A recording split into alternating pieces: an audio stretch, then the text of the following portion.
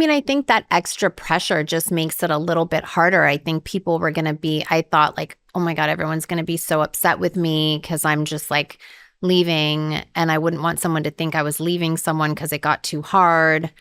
But there was just a lot in there that for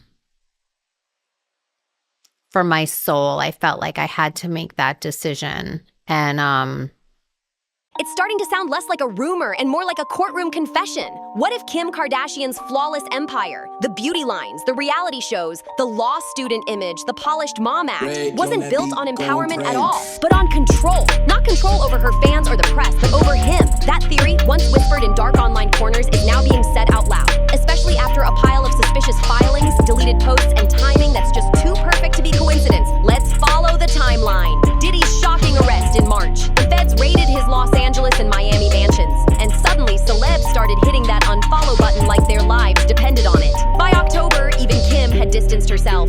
Then, as if right on cue, Diddy got slapped with a 50-month sentence. And right when that news dropped, Kim appeared on camera tearfully revealing she had suffered a stress-related brain aneurysm, blaming the breakdown of her marriage for everything. But here's where it gets wild. Insiders are whispering that maybe this wasn't just stress. Maybe it was a carefully timed distraction, a move meant to shift attention away from the same secret circle that YE has accused of running the industry like a private chessboard. When the federal charges against Sean Diddy Combs were finally unsealed, exposing trafficking and racketeering conspiracies dating all the way back to the early 2000s, YE's old interviews suddenly didn't sound so crazy anymore. Remember when he said, they can control Shaq, they can control Jay-Z and Beyonce, but they can't control me? Back then, everyone called it a meltdown. But now, with Diddy sitting behind bars until 2028 and YE claiming his safety's at risk, it feels more like a warning that nobody dared to believe. The timing here is way too suspicious to brush off. Kim hit that unfollow button on Diddy just days before federal agents stormed his Los Angeles and Miami mansions. And only a few weeks later, she filed a lawsuit against Ray J for daring to say her family was worse than Diddy. According to documents obtained by Rolling Stone, Kim's legal team claimed Ray J's statements were malicious and false. But fans aren't focused on whether Ray crossed a line. They're asking why Kim moved so fast to shut it down. Let's be real. Kim's faced plenty of scandals before. Leaked tapes, whirlwind marriages, messy divorces, brand controversies. She survived them all with a calm face. But this time, she looked shaken, almost desperate to control the story. Her top-tier legal team, led by Alex Spiro, framed the defamation suit as a defense of her reputation. Yet analysts who reviewed the case noticed something strange. It leaned heavily on references to ongoing federal investigations and industry rumors, almost like it was trying to bury something before the truth could bubble up. People who once partied in the same elite circles as Diddy and the Kardashians are now speaking out, calling those events networking with consequences. They claim cameras were hidden inside luxurious private suites, capturing moments celebrities thought were off the record. According to one former insider, that secret footage was treated like currency, traded between the powerful to keep everyone in line and silent. Ye himself warned about this years ago, saying Hollywood doesn't just monetize, it traumatizes. His words hit different now, and the contradictions keep piling up. In public, Kim presents herself as this calm, collected reformer, the legal apprentice championing prison reform and humanitarian causes. But behind the scenes, her timeline tells another story, one where she suddenly distances herself from anyone who ends up under investigation. She didn't just quietly step back. Kim unfollowed Diddy before the feds even raided his homes. Then, almost overnight, she stopped mentioning YE completely after he started talking about controlled artists. And now, she's flipping the whole story on its head through the new season of The Kardashians. The premiere opened with that emotional scene, Kim crying on camera, saying her brain aneurysm came from stress, and connecting that stress directly to West's behavior.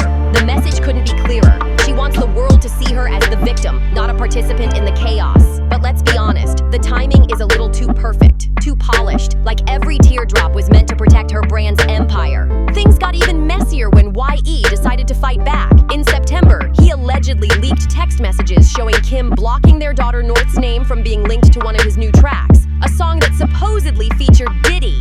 Within hours, Kim's lawyers came out swinging, threatening legal action and calling the posts harassment. To the public, it looked like another messy Kardashian-West family feud. But those following closely saw something deeper, a silent power struggle, a digital proxy war that Kim couldn't risk explaining. Then came the TikTok storm.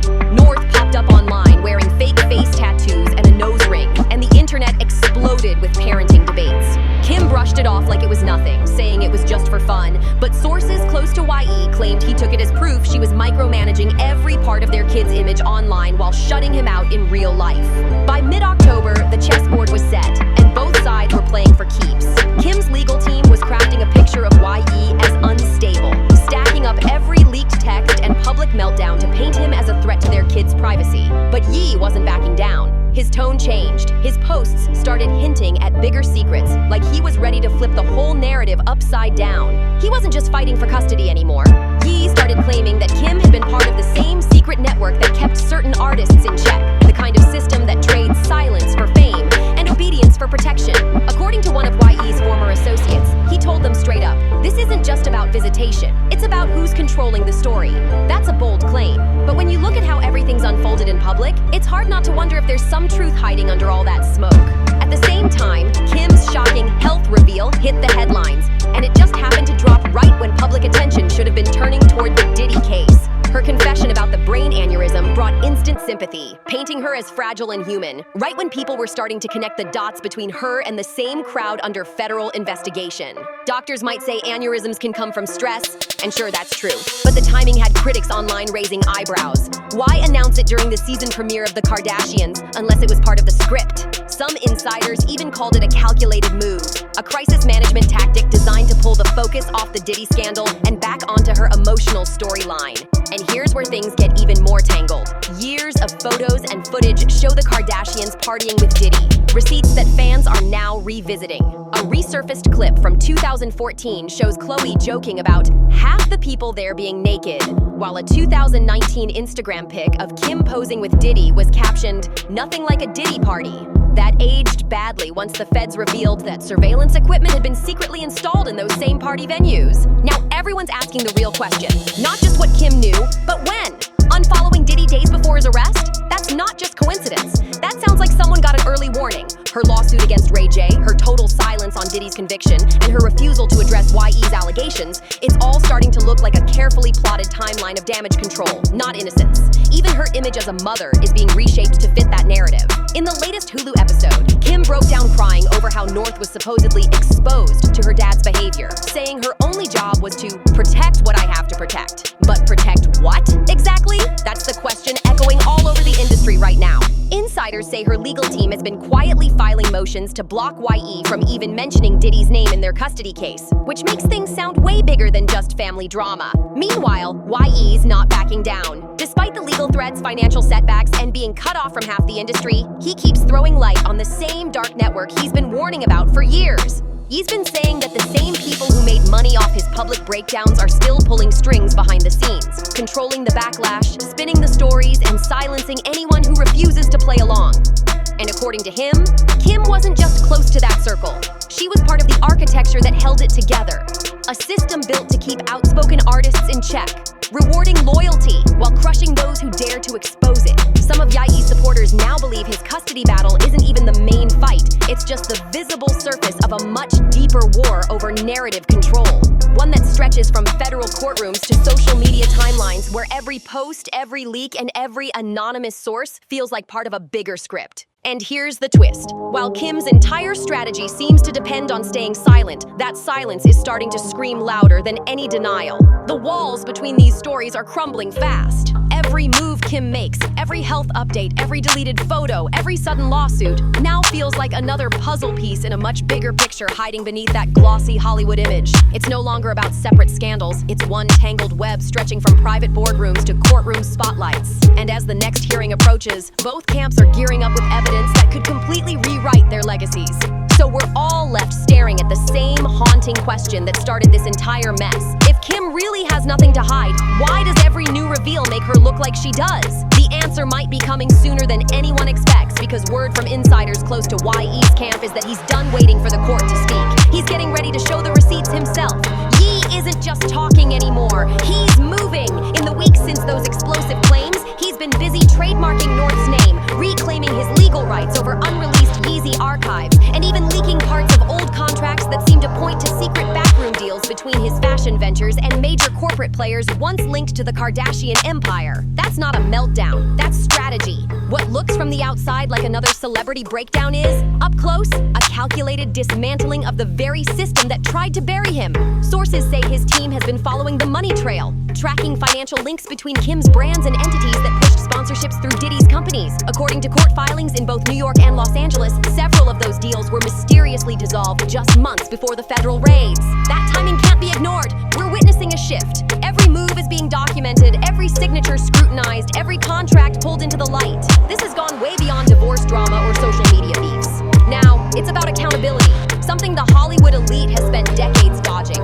West's circle is growing fast, and this time, it's not just fans standing behind him. Former producers, stylists, and assistants who once kept quiet are finally speaking up. Some are revealing ironclad NDAs that forbade them from ever mentioning those secretive parties hosted by Diddy, parties that the Kardashians were allegedly a part of. One former Yeezy executive even claims they were pressured to delete entire email threads linking the two empires together. That's not just gossip, that's evidence trying to disappear. Another insider dropped an even bigger bomb, saying that powerful attorneys from both sides were working behind closed doors to bury proof of shared sponsors and overlapping deals. Suddenly, this story isn't just living on celebrity blogs, it's creeping into business columns, legal briefings, and even whispered conversations in political circles about Hollywood's hidden influence networks. If YE's receipts turn out to be real, this could mark the first time ever that a global pop culture dynasty faces formal scrutiny for its role in a deeper web of manipulation and control. But Kim's not the only one feeling the heat. YE's words have dragged massive names into the storm.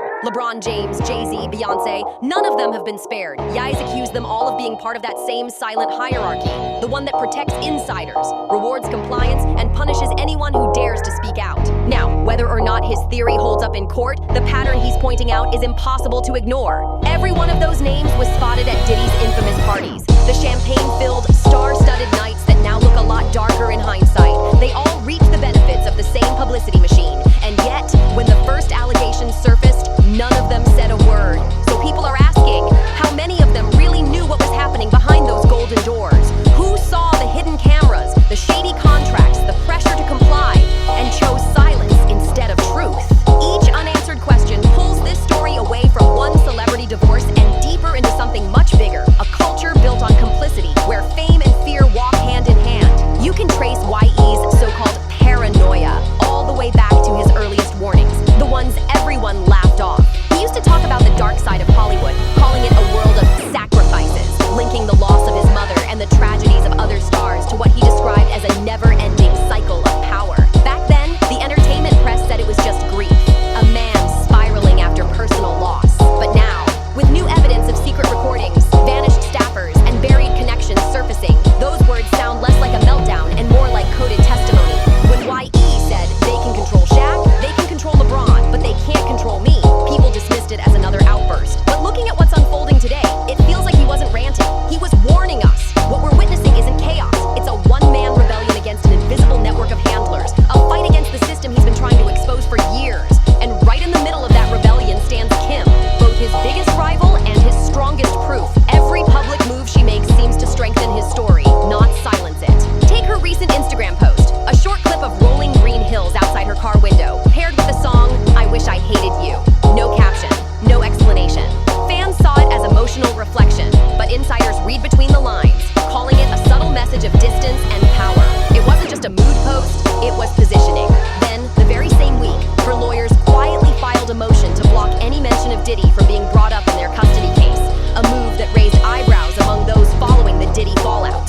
And just days later, Kim appeared on multiple podcasts, calm and collected, carefully steering every conversation toward motherhood and staying strong under pressure. It was polished, controlled, and perfectly timed, just like a PR playbook in motion. But behind that calm surface, pressure is building, fast. Fashion insiders are whispering that several of Kim's biggest brand partners have hit pause on upcoming collaborations, pending a reputation review. These aren't random rumors. These are corporate moves being made quietly in boardrooms that once couldn't get enough of her image. She's keeping her cool in public, but calm can be a mask. I mean, right now, that mask looks like it's starting to crack. With sponsorships on hold, lawsuits stacking up, and YE promising to pull receipts that could shake the entire celebrity hierarchy, Kim's silence might not be protection anymore. Streaming platforms are reportedly locked in heated debates over whether